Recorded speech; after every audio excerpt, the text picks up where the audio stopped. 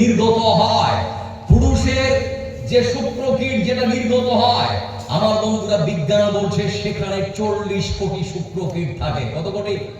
কথা বলে 40 কোটি শুক্রাণু থাকে। তার মানে লজিক কি বলছে যে একবার যদি মেলামেশার কারণে 40 কোটি শুক্রকীট হয়, তাহলে মায়ের পেটে 40 কোটি বাচ্চা হওয়ার দরকার ছিল, তাই না? নাকি বিজ্ঞান তারপরে মানুষের এই দেহটা নিয়ে মায়ের জরায়ু নিয়ে গবেষণা করার পরে তারা দেখেছে ওই পুরুষের শুক্রকীট যখন নির্গত হওয়ার পরে তারা তখন মায়ের বাচ্চাদের দিকে তারা তখন পাগলের মতো ছুটতে থাকে। ছুটতে ছুটতে ক্লান্ত হয়, একেবারে হাঁপসে গিয়ে বেশিরভাগটাই ওই চলতি পথে মারা যায়। বেঁচে থাকে 450 থেকে 500, 450 থেকে 500। এরই মধ্যে তারা যখন যায়, যেতে যেতে যেতে যেতে যেতে যেতে আরো কিছু নষ্ট হয়ে যায়। বেঁচে থাকে 1টা থেকে 2টা, 1টা থেকে 2টা। আমার বন্ধুরা 1টা থেকে 2টো শুক্রকীট মায়ের ডিম্ব কোষকে ফার্টিলাইজ করার পরে মায়ের জরায়ুর মধ্যে তারা স্থান করে দেয়। যারা এখানে বসে আছেন ওই ভাগ্যবান মানুষটা আপনি, যারা এখানে বসে আছেন ওই ভাগ্যবান মানুষটা আপনি। আপনার পিতার শুক্রকীট আপনার মায়ের ওই বাচ্চাদানিতে গিয়েছে।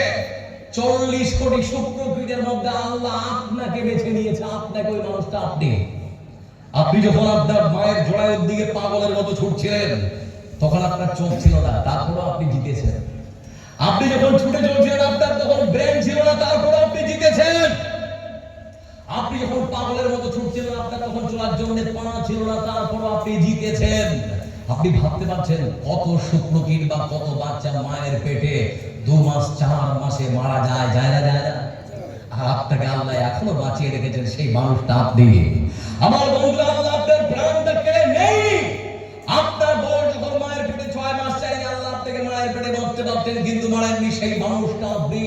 কত সন্তান ভূমিষ্ঠ মানুষ হয় মৃত্যুবরণ করে, আল্লাহ আপনাকে কখনো মারেননি, আর সেই মানুষটা আপনি। কত মানুষ পৃথিবীর বুকে ভূমিষ্ঠ হওয়ার পর 2 বছর 4 বছর পর মারা যায়, আল্লাহ আপনাকে এখনো বাঁচিয়ে রেখেছেন, সেই মানুষটা আপনি। আপনি ভাবতে পারছেন আল্লাহ আপনাকে কত ভালোবাসেন, কিন্তু আল্লাহ শুকরিয়া আমরা ঠিক মতো আদায় করতে পারি না।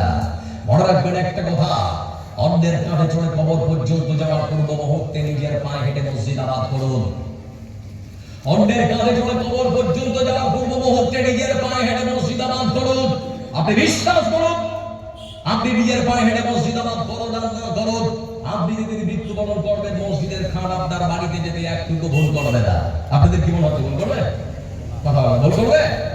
একটুকু ভুল করবে না। এজন্য বন্ধুরা আমার লক্ষ্য করে দেখুন, অন্তত আপনারা আল্লাহর ঘর মসজিদটা আবাদ করুন, যে মসজিদের উন্নতি করবে আজকে জালসা। বলছিলাম যে কোথায় কথা বাড়ে, সাহাবী ওয়াক্কাস প্রতিযোগিতা করছেন জান্নাতের জন্য। রাসূল বলেছেন দুনিয়ার বুকে এই মানুষটা হচ্ছে জান্নাতি। কয়দিন বলেছেন? 3 দিন। কয়বার বলেছেন?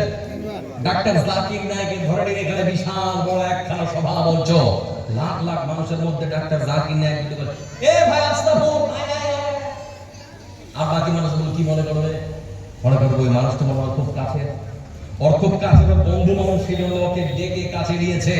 এজন্য আমি আপনাদেরকে বলছি ওই 40 কোটি শুক্রকীটের মধ্যে আল্লাহ আপনাকে বেছে নিয়েছে, মানে আপনি সব থেকে ভাগ্যবান। আল্লাহ আপনাকে সব থেকে বেশি ভালোবাসে। আল্লাহর ঘর মসজিদটা আবাদ করার চেষ্টা করুন, আল্লাহ আপনাকে জান্নাতি বলে ঘোষণা দেবে। এজন্য সাহাবী আবু ওয়াক্কাস রাদিয়াল্লাহু তাআলা আনহুকে 3 দিন পর পর বলা হয়েছে তুমি জান্নাতি। তার আব্দুল্লাহ আজ মনে মনে ভাবছে আমল দেখব, কি আমল করে, কি কাজ করে জান্নাতের সার্টিফিকেটটা পেয়েছে দুনিয়াতে, আমাকে দেখতে হবে, আমাকে যাচাই বাছাই করতে হবে। আমার বন্ধুরা,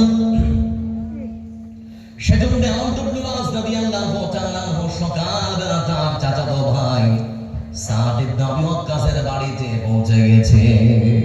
যার পরে কি বলছে জানেন? আমরা যেভাবে একটু বাহানা করে বাহানা করছে, বলে দাদা কি হলো রে?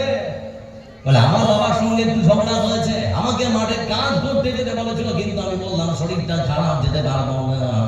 তারপরে আমার বাবা আমাকে ধমক দিয়েছে, নানান কথা শুনিয়েছে, আমি আর বাড়িতে যাবো না, তোমার বাড়িতে 3 দিন থাকবো।